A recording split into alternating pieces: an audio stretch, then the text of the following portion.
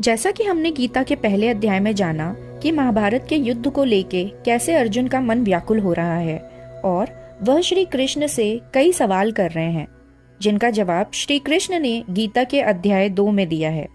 श्री कृष्ण गीता के अध्याय 2 के जरिए मनुष्य जाति को क्या बताना चाहते हैं। नमस्ते दोस्तों, स्वागत है आपका मेरे चैनल में। आशा करती हूँ आप सभी स्वस्थ एवं मस्त होंगे। अध्याय 2 सांख्य योग से जाना जाता है। सांख्य योग यानी जो हर जगह है या जो हर संख्या में है।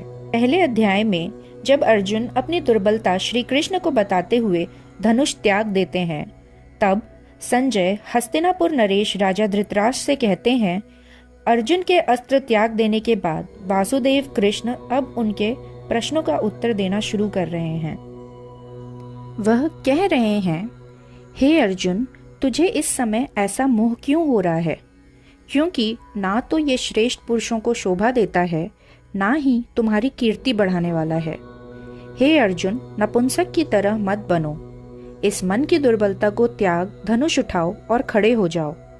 दोस्तों, ये बातें श्री कृष्ण सिर्फ अर्जुन को ही नहीं कह रहे, बल्कि समस्त मनुष्य जाति से कह रहे हैं।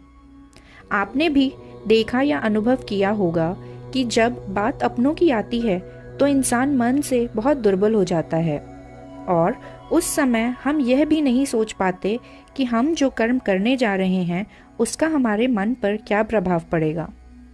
समय मिले तो इन बातों को अपने जीवन के साथ जोड़कर जरूर सोचिएगा। श्री कृष्ण की बातें सुन अर्जुन ने उनसे पूछा कि हे वासुदेव, मैं रणभूमि में किस प्रकार बाणों को भीष्म पितामह और गुरु द्रोणाचार्य पे चलाऊंगा। मेरे लिए वे दोनों ही पूजनीय हैं, इसलिए मैं इन दोनों पे बाण ना चलाकर इस दुनिया में अन्न की भिक्षा मांग कर खाना ही कल्याणकारी मानता हूँ, क्योंकि गुरुजनों को मार कर भी इस लोक में पाप ही तो भोगूंगा। हे वासुदेव, मैं ये भी नहीं जानता कि हमारे लिए युद्ध करना या ना करना क्या श्रेष्ठ है, और ये भी नहीं जानता कि इस युद्ध में कौन विजय या कौन पराजय होगा। और हे मधुसूदन, जिनको हम मारना चाहते हैं वे भी तो हमारे अपने ही भाई बंधु हैं। इसलिए कार्यरत रूप दोष से उपहत हुए स्वभाव वाले तथा धर्म के विषय में मोहित चित हुए मैं आपसे पूछता हूँ कि जो ज्ञान निश्चित कल्याणकारी है वह मुझे बताइए, क्योंकि भूमि में निष्कांतक धन धान्य संपन्न राज्य को और देवताओं के स्वामी को प्राप्त कर भी मैं उस उपाय को नहीं देखता जो मेरी इंद्रियों को सुखद नहीं पहुंचाती। श्री कृष्ण द्वारा इतना समझाने के बाद भी अर्जुन की दुविधा अभी दूर नहीं हुई है। वे समझ नहीं पा रहे कि वे अपनों से युद्ध कैसे करें और उन पर विजय पाकर भी उन्हें क्या प्राप्त होगा।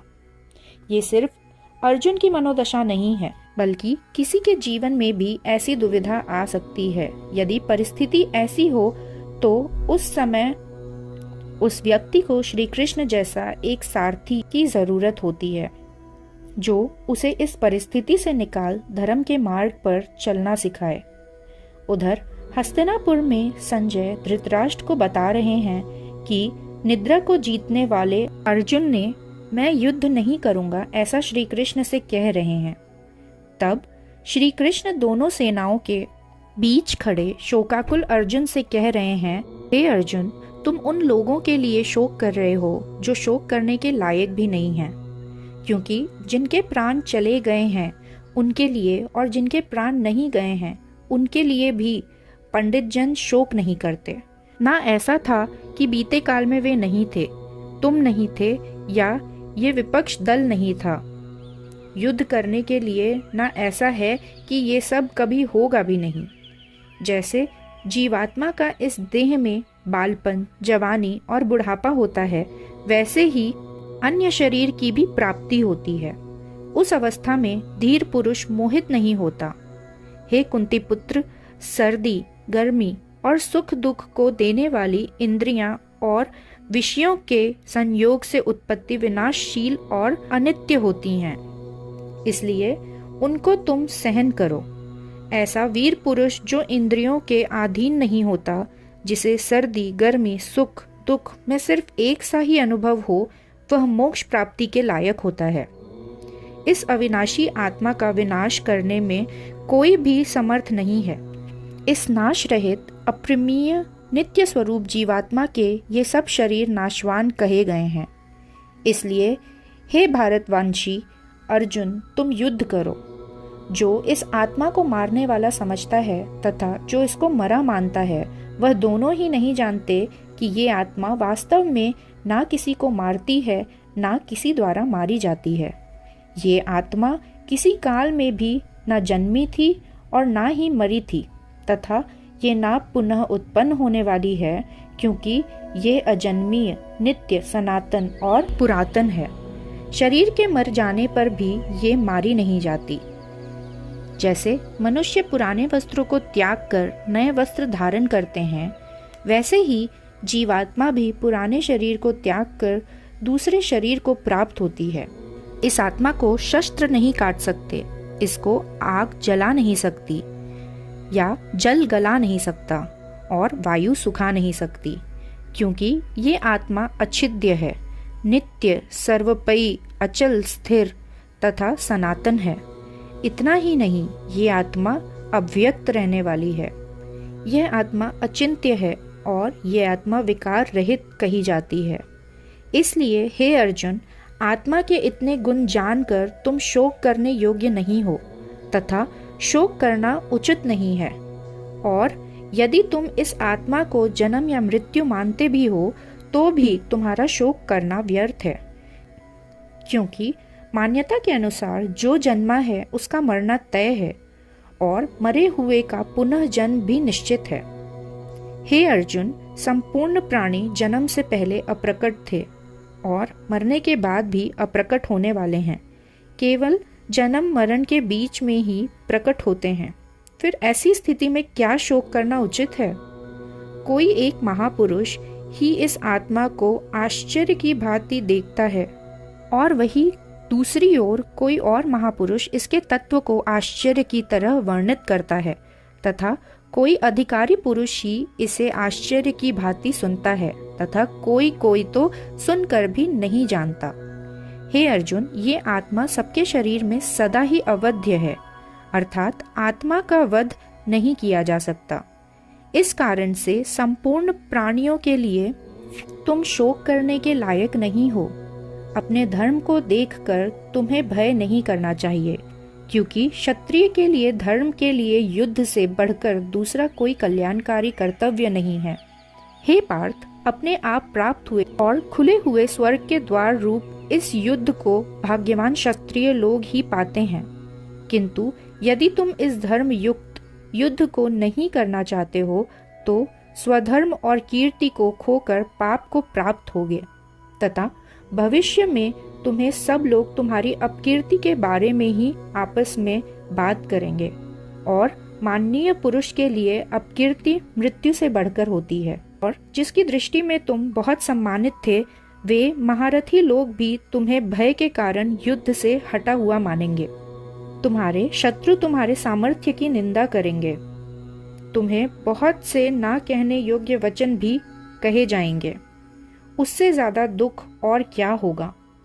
या तो तुम युद्ध में वीर गति को प्राप्त हो, स्वर्ग को भोगो, अथवा युद्ध में विजयी होकर पृथ्वी के राज को भोगो।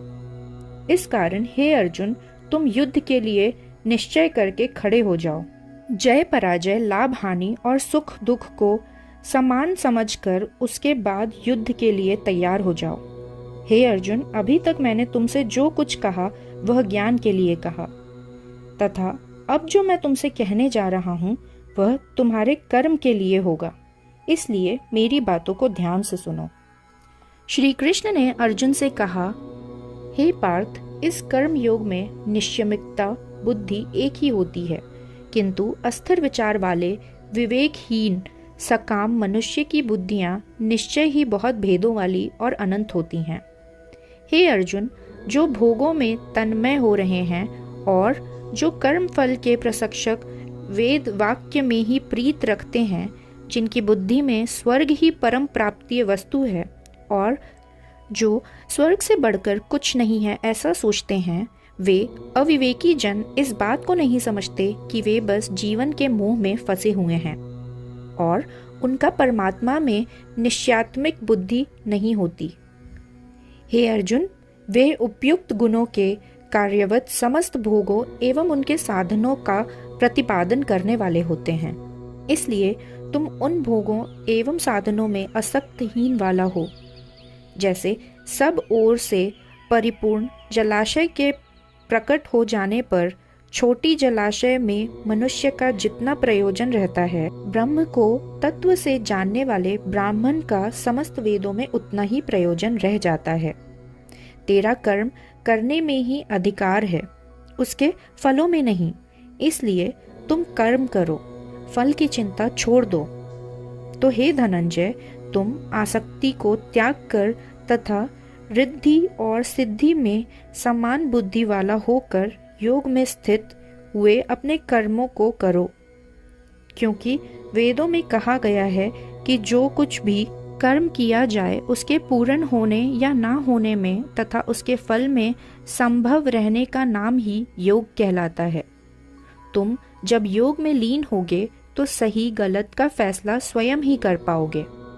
तब भांति भांति की बातें सुनकर भी तुम स्थायी रहोगे, और जब ऐसा होगा तब तुम स्वयं परमात्मा में विलीन हो जाओगे।